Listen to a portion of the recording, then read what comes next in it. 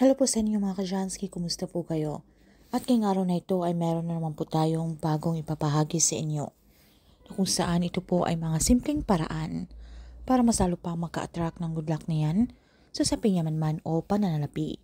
So bago po ang lahat ay nais ko lang pong ipromote sa inyo mga ka-Jansky para po sa mga gusto ng mga pampaswerte, sa inyong mga negosyo, sa inyong mga trabaho, sa inyong mga career, or kung kayo po ay mahilig maglaro ng anumang uri ng sugal, meron po tayong pampaswerte dyan.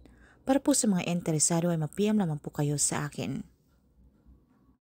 So alam niyo ba mga ka-Jansky na ang sili ay isa rin sa malakas mag-attract ng swerte at hindi lang yan, ito rin po ay nakakataboy ng mga kamalasan na yan or mga negatibong enerhiya.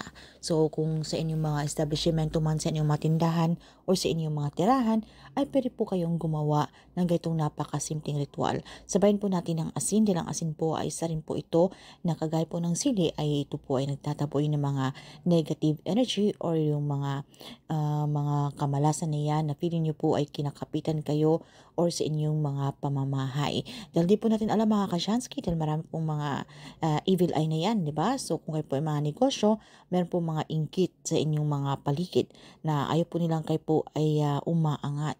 So pwede po natin na gawin ng mga simpleng paraan na ito para tayo po ay tuloy-tuloy lamang ang pagpasok ng swerte at para mataboy po ang ating mga kamalasan na yan. So gumawa lamang po kayo ng maliit na baso or kung meron po kayo mga shot glass mga ka-Jansky at lagyan lamang po natin ito ng asin. At 3 sili ang ating gagamitin dito at inyo lamang po itong itusok sa ating mga asin mga ka-Jansky. Ito po ay napakasimple, okay? Especially po kung meron po tayong gustong i-manifest na mga pananalapi na kung gusto po natin na makabayad na ang ating mga utang dahil kahit ano pong gawin natin, kung meron pong perang dumarating ay agad pong itong napapalitan ng paggastos. So hindi po tayo nakakaipon, especially po kung meron pong nagkakasakit sa pamilya. So ang tendency ay minsan ay nagkakabaon-baon po tayo sa utang. So kung tila ba wala na pong pagbabago sa takbo ng inyong pamumuhay. So kailangan malakas po ang inyong paniniwala mga ka-Jansky. Ito po ay napaka-importante para anuman ang ritual natin gagawin, ito po ay mag-work sa inyo. So ang gagawin lamang natin mga ka-Jansky para ma-activate po ang energy nito ay inyo lamang po itong dasalan. Kung kayo po ay Katoliko, isang ama namin at isang sumasampalataya ako.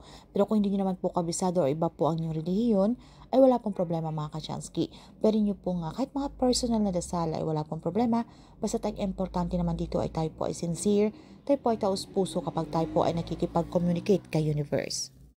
So, sambitin nyo na po ang inyong mga kahilingan, ang inyong mga intensyon. So, dapat good intention lamang po mga ka-Jansky. So, naman yung mga problema na yan sa usaping pananalapi, sa inyong mga negosyo, sa inyong mga trabaho, or kahit ano pa yan mga ka-Jansky, problema sa pamilya, ay pwede nyo po itong ihiling. Basta't alam nyo po sa inyong sarili na deserve nyo po ang bagay na yan, na kayo naman po ay hindi tamad, kayo po ay nagsusumikap sa buhay, kayo naman po ay hindi nanlalamang. So, tila kailap lamang po ng swerte. So, pagkatapos mga ka-Jansky ay inyo na pong i-claim, i-affirm sa inyong mga sarili ang mga swerteng darating na ito. Kayo po ay maging positibo. So, sambitin naman po natin yung ating mantra. Thank you, universe. Now I'm ready to receive the blessings. So ito po ay maaari natin gawin sa umaga between 6 to 8 a.m. Ito po ang magandang time, no? Perfect time na pwede po natin gawin ang ritual na ito.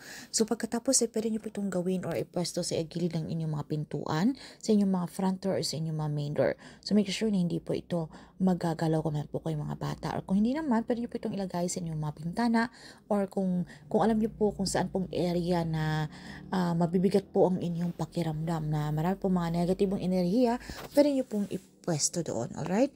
So, hayaan nyo lamang po ito doon mga ka-Jansky hanggat hindi pa po nangyayari ang inyong mga kahilingan.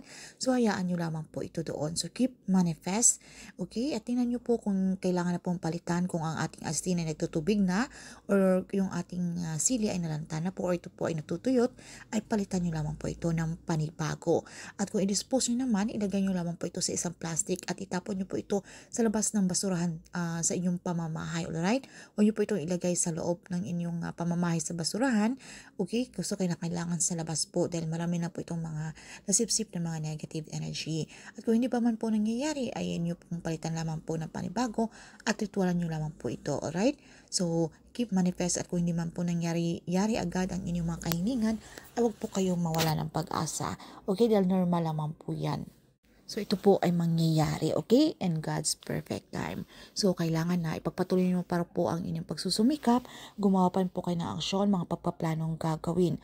So, hindi po ito yung tipong meron na nga po tayong ginawang pampaswerte, ay tayo po ay magiging tamad na lamang, at tayo na lang po ay magre-rely. So, hindi po ito ganun mga kasyansky. So, dapat tayo po ay magpakabisi, tayo po ay magsumikap, tandaan natin. Nasa atin pa rin po ang may kontrol at tayo pa rin po ang gumagawa ng ating kapalaran. Nasa ating kamay ang tagumpay mga kasyansky. So, ika nga nila, nasa Diyos ang awa, nasa tao ang gawa. So, yun lamang po, tayo kinakailangan tayo po ay maging positibo. So, kung meron po kayo mga katanungan o hindi man masyadong klaro sa topic na ito, ay pakicomment na lamang po sa ibaba. Bye mga kasyansky, and see you again on our next one.